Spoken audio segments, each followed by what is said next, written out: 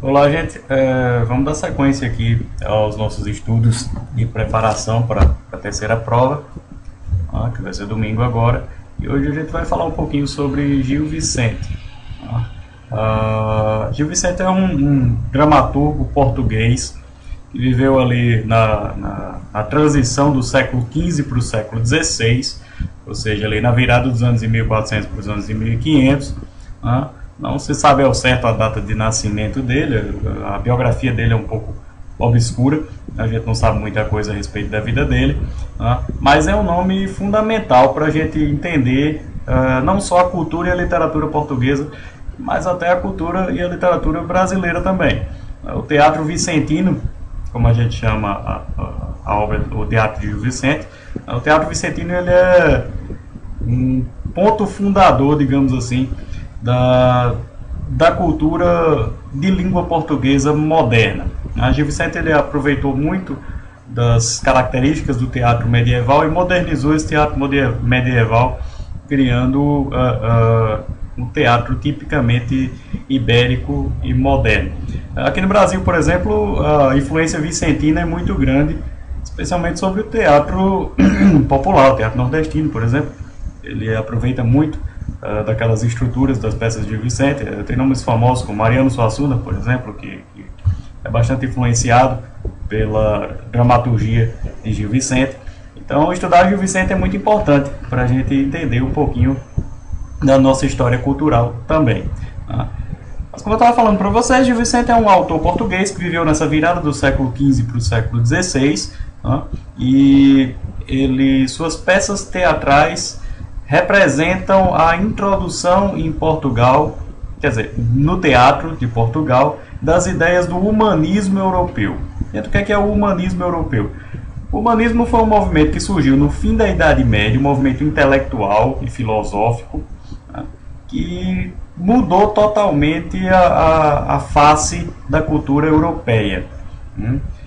Até então, todo mundo conhece aqui alguma coisa de história, conhece alguma coisa da Idade Média, vivia-se uma cultura teocêntrica, onde o centro das discussões era espiritual, era metafísico, era místico.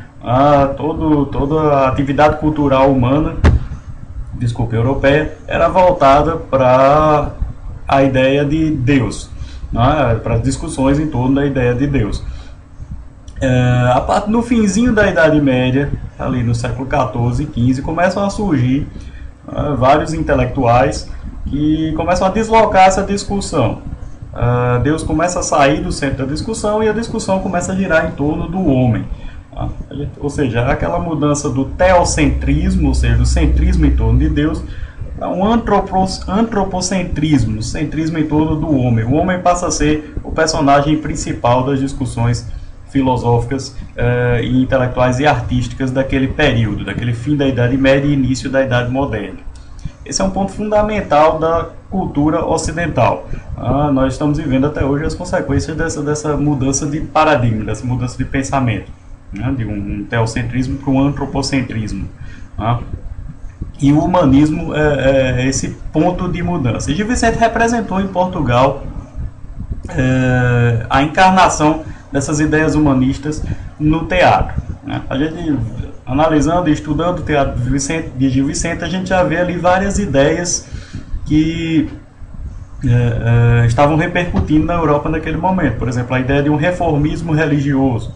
Gil Vicente ele já traz no seu teatro, no Alto da Barca do Inferno, no Alto da Lusitana, ele já traz elementos de ideias reformistas, ideias de uma reforma que depois viria tomar forma na reforma protestante do século XVI. Gil Vicente já traz muitas dessas ideias no teatro dele, embora o teatro de Gil Vicente ainda seja marcado pela cultura católica, mas ele já traz ali vários elementos de uma possível reforma, de uma possível mudança do pensamento religioso.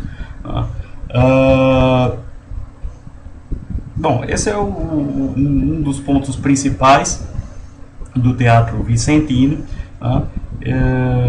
E o ponto que eu gostaria de discutir aqui é com relação a algumas obras do Gil Vicente. Uma das mais importantes é a Farsa de Inês Pereira.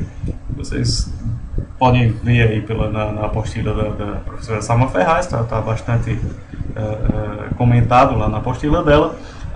E é uma das peças mais importantes e mais influentes do teatro vicentino. A Farsa de Inês Pereira é uma comédia de costumes, onde trata desse personagem principal, a Inês Pereira, que é uma moça casamenteira, uma moça lá da vila, muito simples, que vive cuidando lá da casa, uma espécie a única coisa que ela faz na vida é cuidar da casa. E ela é desesperada com essa situação dela, ela queria sair daquilo, inclusive, o que ela mais queria era arrumar um marido, que fosse um sujeito galante, um cantador, um poeta, um nobre, que a tirasse daquela vida. E a peça vai girar em torno de várias situações cômicas envolvendo essa personagem Inês Pereira e os pretendentes dela. Ela arruma os pretendentes lá, alguns meio sem futuro, mas termina casando com um rapaz lá muito bom. Mas enfim, vocês podem olhar direitinho o resumo da peça lá na apostila da professora Salma Ferraz. Mas o que chama a atenção, eu queria chamar a atenção para dois aspectos aqui sobre a farsa de Inês Pereira. O primeiro é o aspecto da comicidade. É uma peça cômica, que gira em torno de uma captura ali dos costumes portugueses, os costumes das vilas portuguesas do interior e tudo mais. E o segundo aspecto que eu queria chamar a atenção é com relação aos personagens da peça. Os personagens da Farsa de Inês Pereira são aquilo que a gente chama no estudo de dramaturgia de personagens tipo. Ou seja, eles não são personagens individualizados, onde você vai ter um aprofundamento na psicologia do personagem, onde você vai ter um personagem cheio de angústias, cheio de monólogos e diálogos internos com ele mesmo. Não tem. São personagens bem simples. Agora, esses personagens que a gente chama de personagem tipo, eles se chamam tipo justamente porque eles representam um tipo social. Eles são uma espécie de caricaturas. Eles estão ali com uma função meio cômica, mas até certo ponto realista, no sentido de representar alguns costumes. Mas os personagens de Gil Vicente sempre são esses personagens tipo. A Inês Pereira, por exemplo, ela representa a moça da vila. Mas mesmo dentro da Farsa de Inês Pereira você tem outros personagens tipo, como os judeus, casamenteiros, você tem a alcoviteira, você tem o nobre falido. Então você tem sempre esses personagens que vão aparecer em outras peças, com outros nomes, em outras situações, mas os tipos sociais vão estar representados também em outras peças do teatro vicentino. Isso é muito importante dentro desse teatro de tipos. É importante a gente entender bem essa diferenciação entre esse teatro de tipo, que é um teatro de origem medieval, e o teatro moderno. O teatro moderno, dos personagens modernos, na verdade não é só no teatro, no romance também, esses personagens sofreram uma alteração muito grande, que são personagens que saem dessa tipologia e começam a ser mais individualizados. Começa a ter uma análise mais profunda da psicologia do personagem. Geralmente são personagens angustiados, a sua relação com o mundo é complicada e tudo mais. A literatura moderna ela investiu nesse tipo de personagem, diferente do Gil Vicente, onde você tem personagens de fato tipo. Então, gente, esses são alguns tópicos principais sobre Gil Vicente. Eu queria que vocês fixassem especialmente isso, essa questão do humanismo que o Gil Vicente representou, do tipo de teatro que ele fez, dos personagens tipo. Lembrando que o Gil Vicente trabalhou com esses personagens, não com personagens modernos, angustiados e tudo mais, mas com personagens tipo. Então, preste atenção nisso que eu falei aqui agora, anota isso aí, dá uma conferida lá na apostila da Salma Ferraz, e vai dar tudo certo no domingo. Tá legal? Muito obrigado, gente, até mais.